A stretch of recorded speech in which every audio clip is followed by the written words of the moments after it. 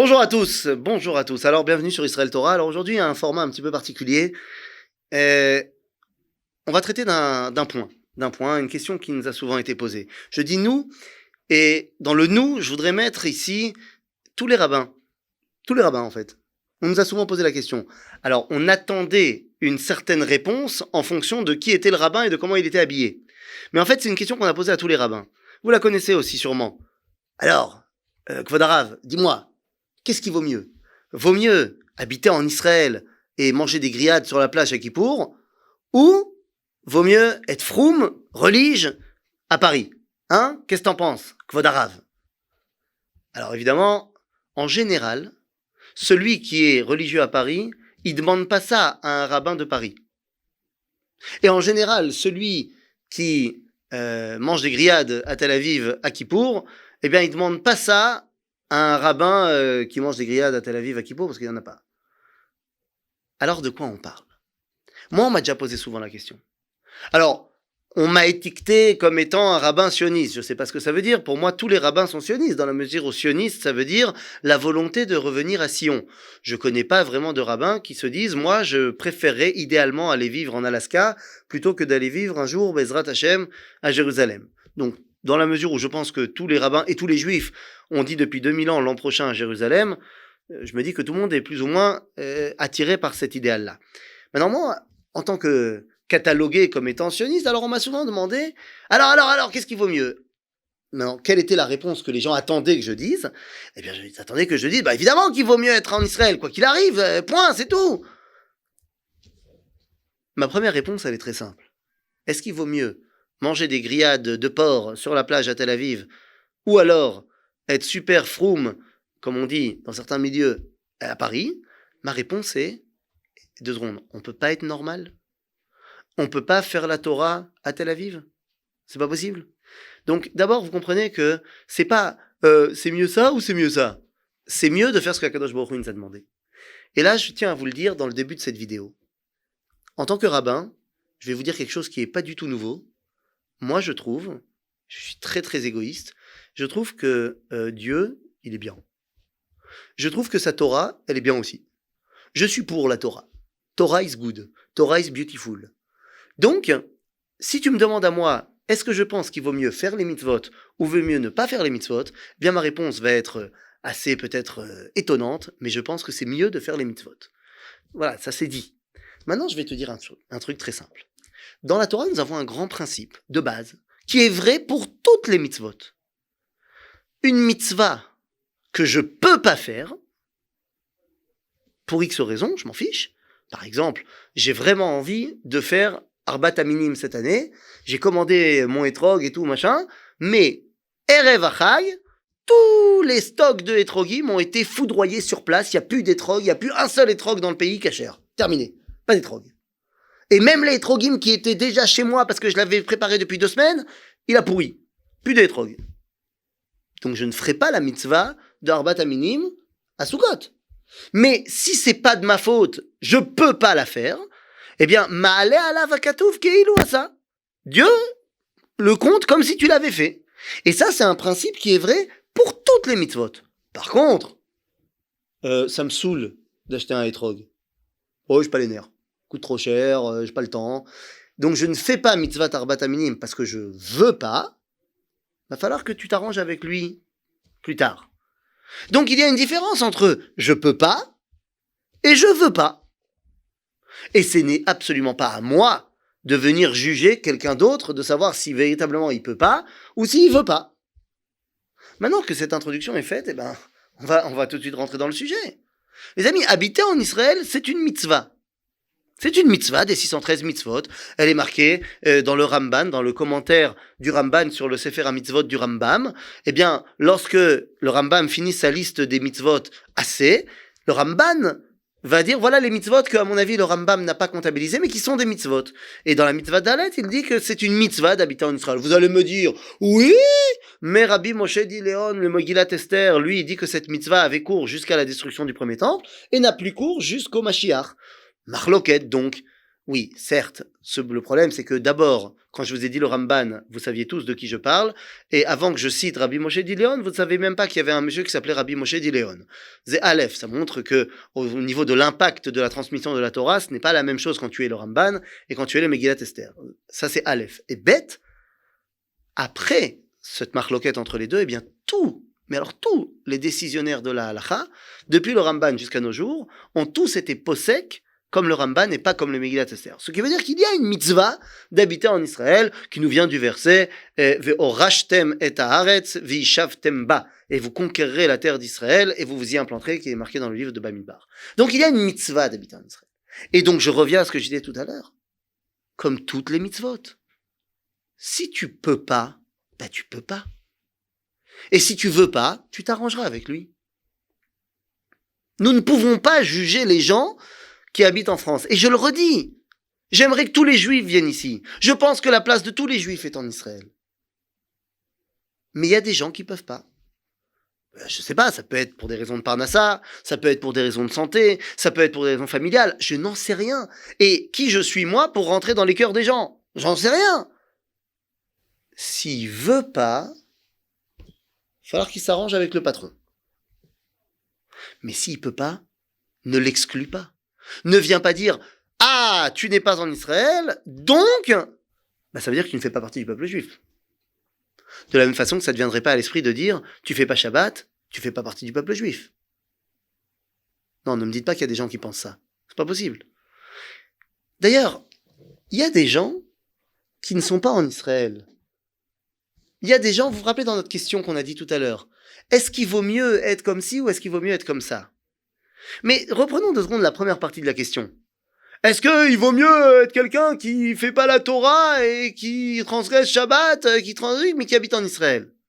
Mais dans 2 secondes, peut-être qu'il transgresse la Torah parce qu'il l'a jamais étudiée. Peut-être qu'il transgresse Shabbat, qu'il mange des grillades à Kippour parce que il sait pas.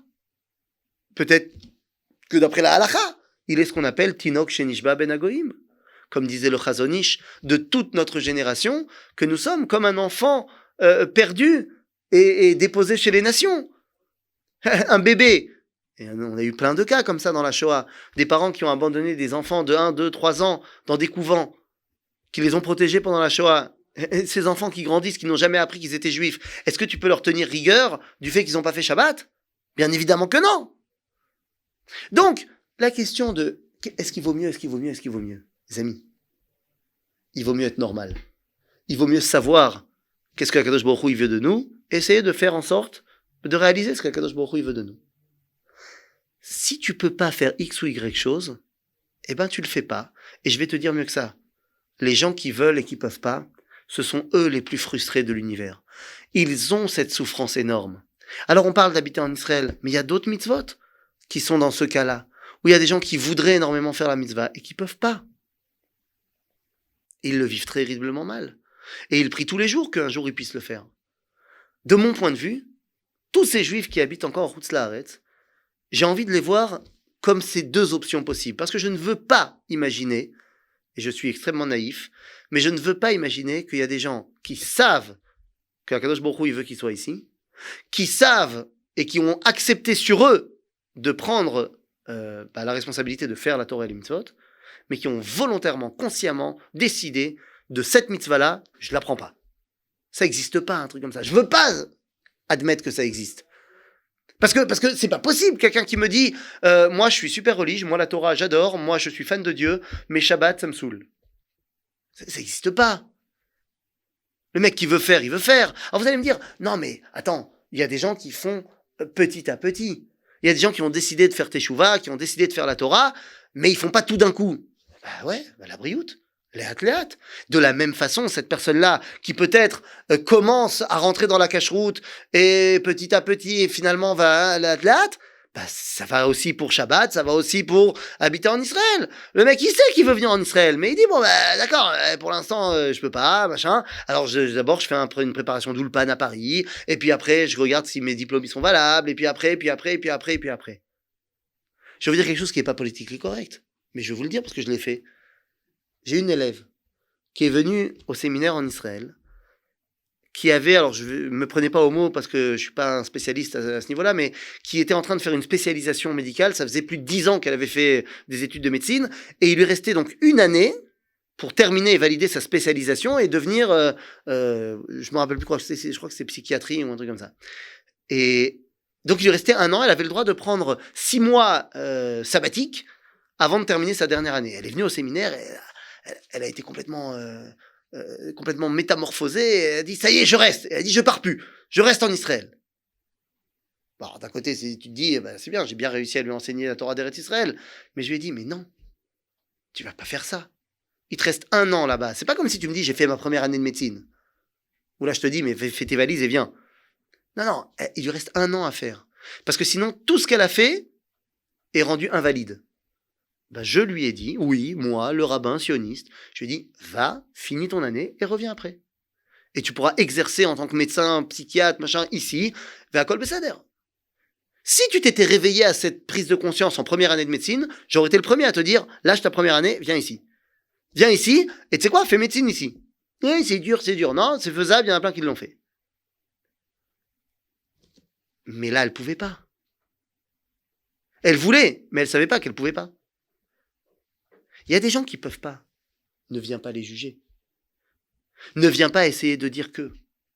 Et le pire dans tout ça serait de dire que parce que tu n'as pas exactement la même vie que la mienne, ton avis n'est pas légitime. Encore une fois, on ne parle pas de celui qui se prend pour Dieu. On ne parle pas de celui qui se met à la place de Dieu. On ne parle pas de celui qui sait mieux que Dieu. Non, Dieu il m'a dit de faire telle ou telle mitzvah, mais moi ça me saoule. Je ne parle pas de ça. Mais je parle de quelqu'un qui est dans la Avodat Hashem à fond, mais qui veut mettre l'accent sur plusieurs choses. Vous savez, on dit souvent qu'il y a énormément de clivages, de conflits entre les rabbanim. Je parle du monde francophone, vous savez, c'est ce qu'on connaît. Qu'il y a énormément de clivages entre les rabbanim sionistes, les rabbanim pas sionistes, machin. En vrai, demandez-leur pour de vrai. Demandez à un rabbin sioniste, ça veut rien dire un rabbin sioniste, mais vous me comprenez.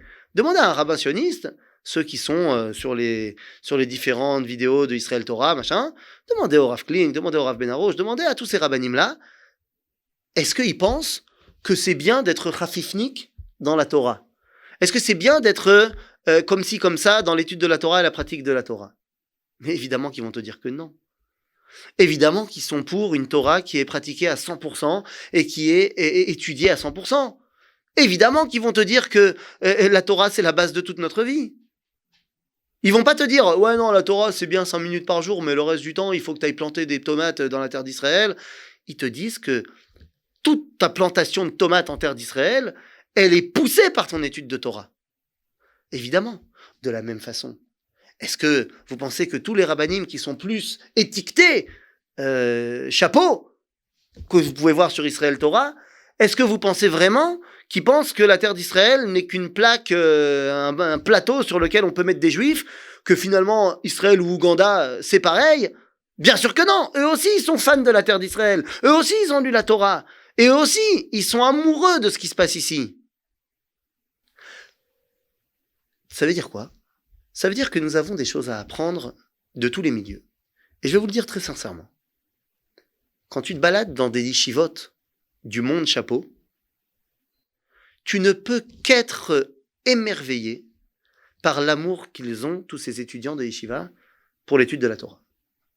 Je te le dis très clairement, il y a plein de yeshivot où il y a des mecs qui n'ont pas de chapeau et des chemises blanches, ou des chemises de toutes les couleurs, où tu vas trouver cette même amour. Et je le dis très clairement. Bien sûr. Mais toutes ces nouvelles yeshivot, Yeshivat Merkaz Harav, où j'ai étudié longtemps, Yeshiva Aramor, et toutes les yeshivot où il n'y a pas que des chemises blanches, toutes les yeshivot du monde d'Ati Leumi, elles sont nées il y a 70 ans, il y a 100 ans. Or, les yeshivot, elles ont existé avant. Ça veut dire que toutes ces yeshivot d'Ati Leumi, où il y a tous autant cet amour de la Torah, ils l'ont appris où? Cet amour de l'étude de la Torah? Dans les yeshivot qu'on avait avant. Et donc, il y a évidemment quelque chose à apprendre du monde religieux qu'on va considérer comme étant charedi. Cet amour de la Torah et cette intransigeance par rapport à la pratique des mitzvot. C'est quelque chose qui est fondamental, bien sûr. Est-ce qu'il n'y a rien à apprendre du monde qui passe Rouga? Évidemment qu'il y a quelque chose à apprendre.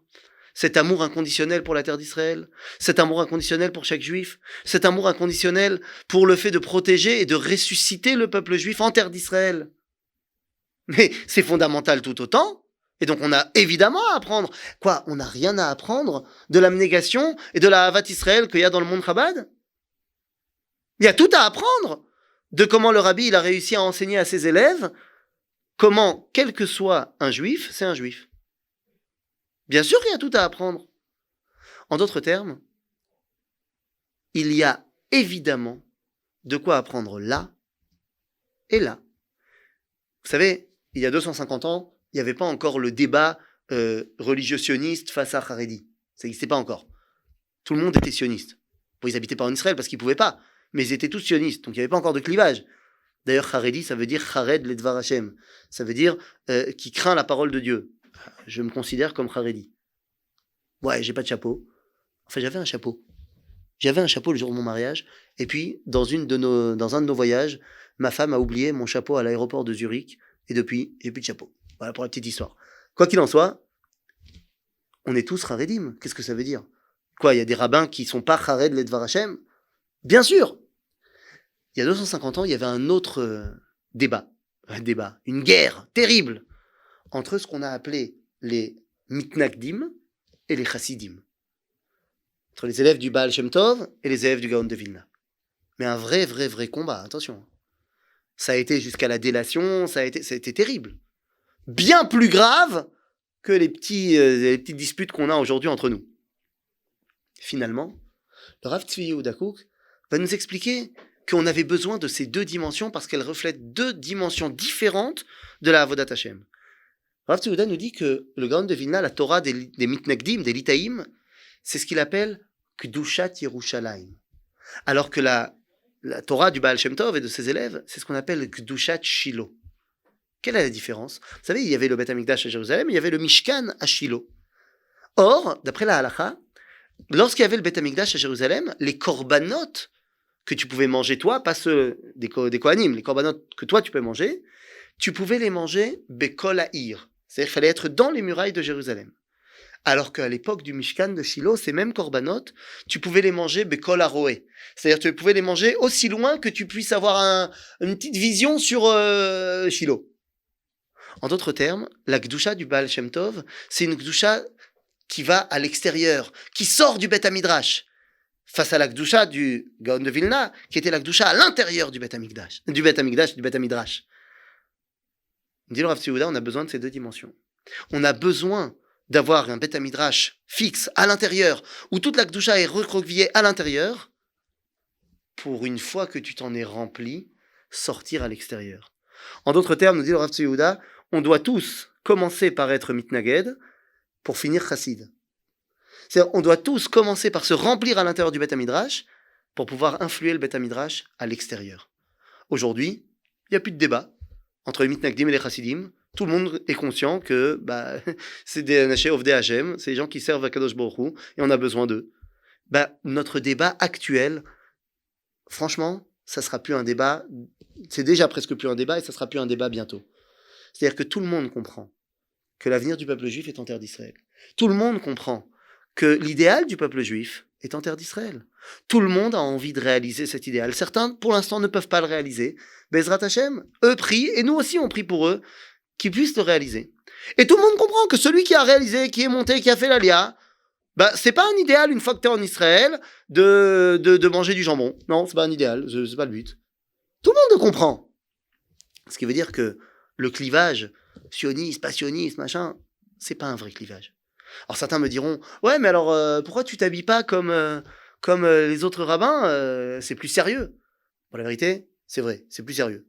La vérité, c'est plus sérieux. Je suis d'accord avec toi. Par rapport, concrètement, le Rav Kook nous avait dit, à nous, j'ai pas connu le Rav Kook, mais le Rav Kook a dit à ses élèves qu'ils ne devaient pas s'habiller comme lui, en redingote et en streibel. Il dit, moi, je viens de Lituanie, j'ai des traditions, je suis déjà vieux, machin, mais vous habitez en Israël, 40 degrés en été, c'est pas la peine de se balader avec un streibel. Donc, les élèves du Rav Kook, de la pensée du Rav Kook, ne s'habillent pas comme le Rav Kook, parce que leur maître leur a dit de ne pas le faire. Maintenant, si tu poses la question, attends, s'habiller en costume, c'est mechoubad, c'est kavod, je suis tout à fait d'accord avec toi. je pense qu'il faut être aussi concret dans les faits. Tu t'habilles comme tu veux, je m'en fiche, à la seule condition que tu es mechoubad. Tu peux être tout à fait mechoubad avec un pantalon beige et une chemise, il n'y a aucun problème. Oui, il y a 300 ans, on s'habillait en noir et blanc, certes. Je vous rappelle qu'on a commencé à s'habiller comme ça en Pologne pour ressembler aux Cosaques. Donc venez pas me vendre qu'aujourd'hui l'habit traditionnel Haredi, c'est l'habit de nos ancêtres. Elle est belle la blague. D'autant plus quand on parle à un peuple juif de France, qui habite en France, qui est venu de France, qui est à 90% séfarade, je peux t'assurer que tes ancêtres, ils n'étaient pas habillés en costume. Tes ancêtres, ils étaient habillés en djellaba et en babouche. Alors viens pas me dire que t'habiller en costume, c'est ne pas déroger de la tradition de tes ancêtres. Tes ancêtres, ils n'étaient pas Ashkenaz de Pologne d'il y a 300 ans. Donc ça, c'est une absurdité. De dire que c'est l'habit traditionnel juif, c'est tout autant une absurdité. Parce que, je vous rappelle, je l'ai dit, je le redis, qu'on a commencé à s'habiller comme ça pour ressembler aux goïms. Donc viens pas me dire que c'est l'habit traditionnel juif. L'habit traditionnel juif, t'as une kippa sur la tête, c'est bon, t'es traditionnel juif. Une fille qui dans toutes les circonstances, est avec une jupe, c'est l'habit traditionnel juif. J'ai pas besoin que la jupe elle soit d'une couleur comme ci ou d'une couleur comme ça. J'ai pas besoin que la kippa elle soit d'une couleur comme ci ou d'une couleur comme ça. L'habit traditionnel juif, c'est de montrer que tu as quelque chose qui te rattache à ton identité d'Israël. C'est l'homme échané. Tu vois un juif qui est en jean mais qui a ses tzitzit qui dépassent ou qui a sa kippa qui dépasse, t'as compris que c'était un juif. Alors que tu vois un businessman en costume super bien repassé, beau gosse, c'est pas forcément un juif. Donc j'ai aucun problème avec la personne qui veut s'habiller en costume parce que pour lui, le costume dans la culture occidentale, c'est l'habit le plus honorifique et le plus kavod, mechoubad. Et donc lui qui veut étudier la Torah, représenter Akadosh Baruch Hu, il veut s'habiller comme ça, mais la brioute. J'ai juste une petite question au niveau pratique. Parce que ça veut dire qu'il te faut beaucoup de costumes dans ta garde-robe et ça peut coûter cher et tout ça, machin. Donc, fais les choses bien. Habille-toi comme tu veux. Tu veux t'habiller en costume, mais change de costume.